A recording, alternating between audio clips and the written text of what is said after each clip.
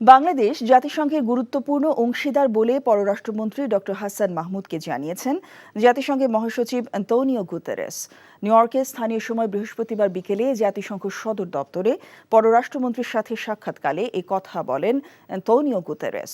আন্তর্জাতিক শান্তি ও নিরাপত্তা, টেকসই উন্নয়ন, জলবায়ু পরিবর্তন মোকাবেলা সহ জাতিসংঘের অনেক কর্মকাণ্ডে বাংলাদেশ উল্লেখযোগ্য অবদান রেখে চলেছে বলেও জানান তিনি।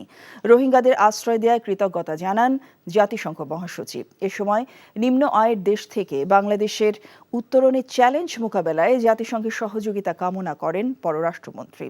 এর আগে পররাষ্ট্রমন্ত্রী ডক্টর হাসান মাহমুদ আন্তর্জাতিক শান্তিরক্ষী দিবস উদযাপন উপলক্ষে জাতিসংঘ সদর দপ্তরে বাংলাদেশ ও অস্ট্রিয়ার যৌথ অভ্যর্থনা অনুষ্ঠানে প্রধান অতিথি হিসেবে যোগ দেন।